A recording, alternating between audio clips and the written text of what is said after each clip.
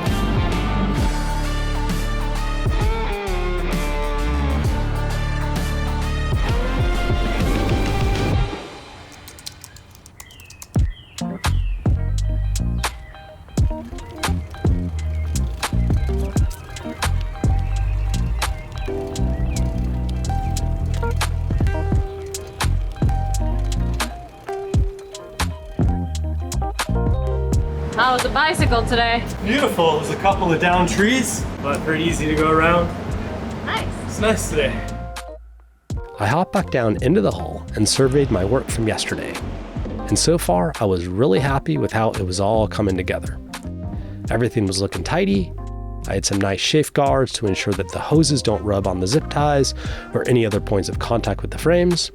And one other cool thing worth mentioning is that instead of cutting holes for each hose to pass through, we actually use these dedicated bulkhead through fittings. They keep the integrity of the bulkhead while allowing various hoses to pass through while keeping everything watertight. It's a lot of extra routing, materials, and man hours to do it all this way, but as I previously mentioned, there is a strategy behind it all. People might be asking, why are you doing this, Brian? Why are you running all these lines up to this compartment when you could just as easily put the freshwater pump right down there in the bilge and the vent down there? Well, there's a couple of reasons. Like on Delos, I've noticed that if you happen to overfill the freshwater tank, it flows right into our bilge. Oh my God, no, look at how much water is in there. Oh, jeez. Mommy and Daddy made a big mistake. Oh, jeez. And so I wanted the vent to be up high, up above the level of the tank, and so if you overflow, then I can overflow it outside instead of into the bilge. I'm also not a fan of having pumps in the bilges. They're hard to maintain, they're hard to access, they get wet, they corrode, you have to have electrical lines down there. And so there is a little bit of a price to pay for routing all these hoses up into a central compartment. But because I've done that, what it means, we have a lot of flexibility in the system in that we can have one single pump that's a good quality, powerful pump, and we can select which tank we're gonna draw from. So we'll be able to draw from the port or the starboard tank. We'll be able to catch rainwater off the roof, and we'll be able to fill it into either the port or the starboard tank. And then we can have one pump that feeds the whole boat instead of having multiple pumps in each hole that I then need to service and maintain and all that stuff. So that pretty much covers the water system. But here's another set of hoses I ran here that we really haven't talked about yet. This is the black water tank drain. So this is a 38 millimeter hose that goes from the black water tank that is actually right back here. And then this hose runs straight down to a seacock that's just under water level right there. The one next to it is 25 mil black water line, but for the other direction. So this is what fills the tank. So this goes from the toilet and then it goes up and then it gets pumped up into the tank. And what I've kind of done here is I've copied exactly what we have on Delos, because a lot of tanks installed in boats, black water tanks, they'll be put down on the floor, under a bunk, or under the water line. And the thing that I don't like about that is then you gotta pump the black water out. So you need a macerator pump, and that can be problematic with clogs and failures. You could end up with a tank full of poo and not be able to do anything with it. So this is very similar to Delos in that the macerator pump is actually in the toilet. The toilet pumps the black water after it's been all chopped up and mixed, whatever it is, up this hose, and it always goes into the tank. So some boats will have a Y valve. The Y valve, when you select it, it'll say either the poo will go out, straight out, or it will go into the tank. And ours doesn't have a Y valve. We don't have a Y valve on Delos. I don't really think one is necessary for this design. The stuff always goes up into the tank. And then from the tank, you can either pump it out through a deck fitting, or you can drain it if you're out at sea. And so it always goes into the tank, and then to drain it, we just simply have to open or shut the seacock, and then gravity does the work for us. So we're not dependent on a pump. And that's always worked pretty well on Delos. The only problems we've had are this line getting clogged, because if you have salt water in contact with urine, it'll create the calcification. And so what I've gone ahead and done here is upsize this to a bigger line. So it's the biggest possible line that we can accommodate, which should give us a little bit more time between when I have to clean it out. I think eventually we'll. And then you would basically swap that out for a fresh one? Or clean it? It's pretty long compared to the one we have on Delos. It is right? long. It's probably almost twice, 2.5 times as long on Delos, because in Delos we're able to put the holding tank right above the toilet. And here it's up, but it has a run to get up there. So that's going to be interesting to see how that works. We just have to also maybe be more careful with always flushing with fresh and vinegar. Yes, the other thing that I'm going to do is I'm going to plumb up the toilet so that we can flush with either fresh or salt water. Oh, So cool. if we're in an area where we're getting a lot of rain catchment, we can use the rain catchment to flush the toilets. Or if we're in a marina, we can use fresh water to flush the toilets. We'll be able to select between the two. And if we're out at sea and we need to conserve water, then we can go back to salt, because if we That go to will fresh... probably prolong that life on that hose a lot. Exactly. Maybe I can show you the Blackwater tank. Yeah, go Yeah. to the other side of this. Everybody basically. wants to know about the Blackwater tank. Okay, welcome to the foredeck. What do you think about my spiffy new shirt, by the way? Love it. You like it? Yeah. People have been asking for long sleeve shirts for a long time, and we just redid our shop. Brady's been doing a lot of work on it, and this is one of the new products. I think we still have to work on the colors a little bit to make it stand out, but it's pretty cool. Yeah, I really like the back. So yeah, so you can head on over to the shop. We'll put the link below, and we're gonna have like lots of Delos 2.0 gear and all of our rash guards and the hooded sun shirts and everything else. And I've also heard a rumor that there's gonna be some special women's sizes. So maybe check that out, and it's an awesome way to support the build and us, and get yourself some sweet Delos gear too. Okay, so back to the Blackwater tanks. If we look in here, you can see this is one of the Blackwater tanks supplied by Vetus. You can see the size of it. Oh, it's big. It's an 80-liter tank, which I can hear David rolling over right now, worrying about weight, but don't worry, David, we would never go to sea full of poop. So this will be empty and light. The tank weighs marginally more, but gives us a lot more capacity when we're in a marina or on the hook, and we can't pump out. So now you can see the reason why I didn't want to mount this right above the toilet, is because if we mounted this right above the toilet, then We would lose the whole toilet. we would lose all that space. And then what that also means is you have to have a through hole right under the toilet. It just means you have to put a lot more holes in the boat. If I mount this here central, it's a good use of space, and I can route all the lines very nicely. I don't know if you can see just next to it, you see that valve right there? So that valve is actually the electric valve supplied by Little. Forspar. And so we'll have, at the push of a button, that will either open or close, and that is what will control whether we use the holding tank or it flows straight out. So that'll It'll be like nice. an electric. Yeah, so there's no more, getting under the toilet and like crouching down into the bilge and opening and closing that through. Although it can be done manually. So for everybody who's worried about that, doesn't matter. It's just convenience, and if it doesn't work, you just pull the lever just as normal. And then you can see the threads down there, so that's all of the other fittings that I talked about. And what that means is I can just plumb up everything exactly how I like it and use all of this space up here instead of cramming everything into the bilge. Because there's a lot of space up here. There's a lot of space. This whole compartment. Another nice thing about having the Blackwater tanks up here is then I'm actually going to vent it under the boat, so that when we flush, you know how like on Delos and other boats we're visiting, whenever somebody flushes, you get that nice, not really nice, but waft of sewage smell that comes out as everybody's having drinks, and you're like, now I can vent it to the bottom of the boat, so if there's any breeze, it'll carry the Blackwater vent fumes under the boat and right out the back. Yeah. And also in an overflow scenario, the poop does not end up on the deck, and it doesn't squirt out of a stanchion into your dinghy like actually happened to us on our friend's boat. It just will fall out of the bottom of the boat, and it's a lot better. That's amazing. Yes. So we're trying to learn from problems. How many we've seen. disasters have we had like that? So oh many my poop God. disasters.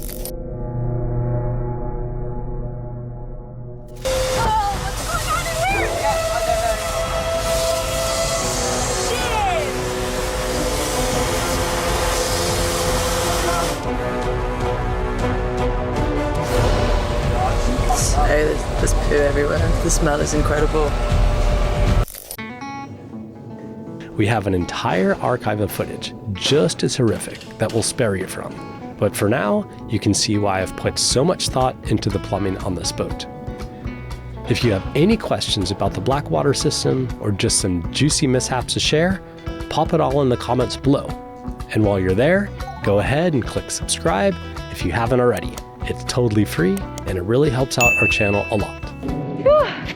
It's another beautiful evening here at the yard. That's a wrap, Kaz. I know, it's pretty late. It's actually been incredible to have Mom more and more here, because that means that we can get an extra pretty much 3 hours in. Or I can. You can do a lot in 3 hours. Yeah, that's a lot of productive time. I got so much done today. I ordered things, I talked with a lot of people, and yeah, I just felt like I was plowing through work today. And look at the yard, it's so pretty with the sunset. Beautiful. Look at this beautiful boat. I know. It's gorgeous. This light? Oh my God.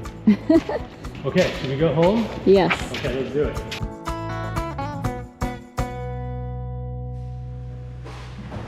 We made some pretty great progress over the last few days, but what we do in one hole must be repeated in the other. So the next day, it was time to do everything all over again in the starboard hole. Luckily, the second side always goes a bit faster and easier after ironing out any kinks on the first go around. And now with all the water hoses in place, we're ready for our next major task of running the fuel lines.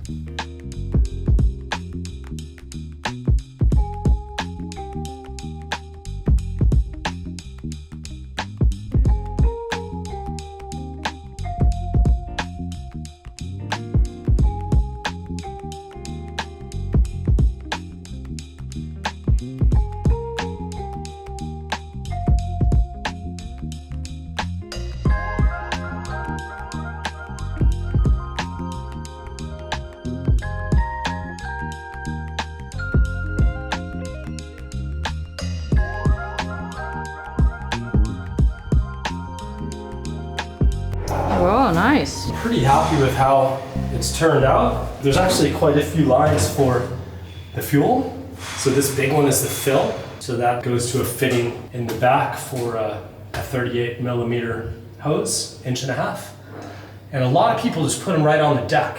And so if you put it right on the deck, then you can just come straight down right into the tank. But the problem with that is I've always felt you're only one small accident away from a lot of salt water or rainwater or something getting right into your fuel tank. And so, usually when you tighten that down, it has that little rubber O-ring.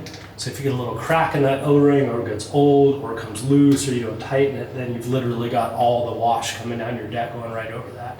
And so on Delos, we have it in the cockpit, which I always felt was a really good place. And we never had any problems with water in the fuel or any leaks or anything. And so I wanted a concept similar to this. And so I ended up running this hose back, and then it comes up in the aft bulwark back there, right just behind it. So it's not as protected as Delos, but I think it's way more protected than just having it on the side deck. And how many people have we heard of where they have it right next to the water and then they fill it wrong? So you don't want to put your fuel fill and your water fill anywhere next to each other, because there's so many calamities that we've heard. So actually our fuel fill is back there in the stern, and our water fill is going to be up there closer to the water tanks. Yeah. So that's what this big old hose is, and it's a real pain to route, but I'm almost done. I'm in the final stages. And then these 3 lines, the top one is the feed for the engine. So it connects to a fitting here that goes right to the bottom of the tank.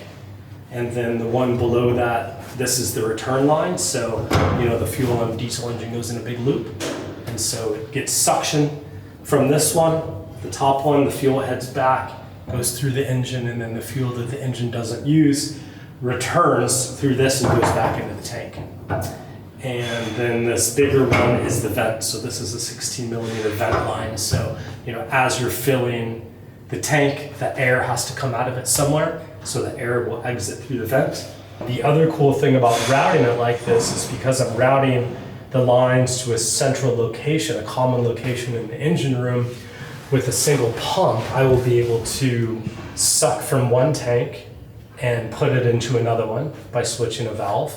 And when we do that, we'll also be able to run it through a filter. So if we do happen to get water or contaminants in the fuel, we'll have a built-in filter that we can just constantly run it through from one tank to the other, back and forth, until we get all the water out or get it clean if we get dirty fuel, which we never have because we always filter the fuel in anyway. But And then it all goes into this fitting yep. that we showed before with the fuel tank. Yeah, so that's the tank connection fitting. So it's fill, suction or feed, return, vent, and then that's the tank monitor.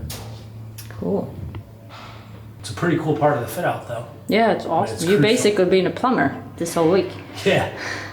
We've still got a ways to go before we see hot water flowing from our shower, heads, and doing a load of laundry while anchored in some faraway paradise.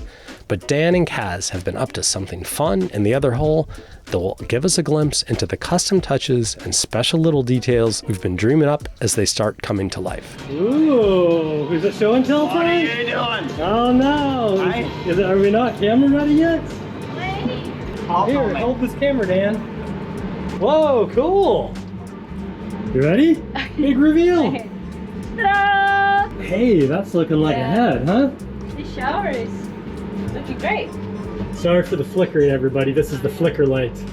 That's better. I'm doing a makeshift studio here. Okay. So Dan had a brilliant idea to put That the is so cool. shower head further up.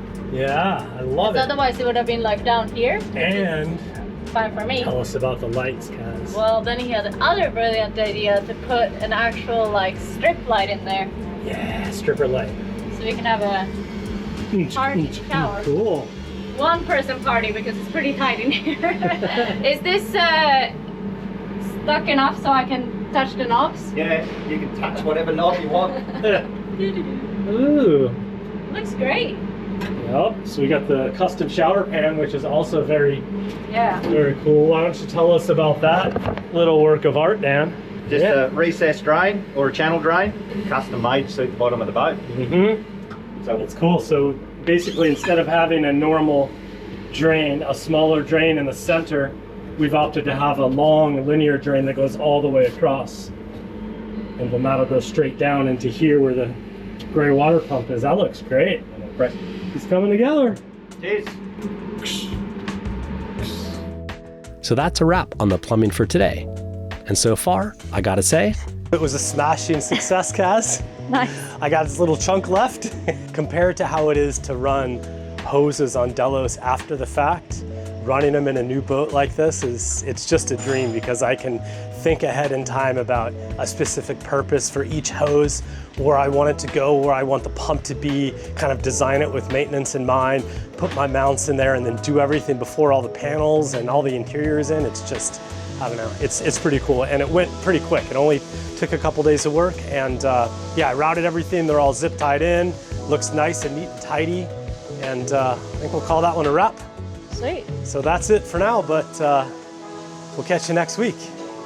we're cooking up something pretty special in next week's episode, because it's time to start bringing the galley to life. Hi, Nugs. I'm almost done. Hold on just a second, okay? I just got to read this one last sentence, okay? Because it's time to start bringing the galley to life. Do you want to say hi to Jordan? Hi, Jordan. Tell her what it's like to be back on Delos. Good and fun. Good and fun? Okay, bye. Woohoo!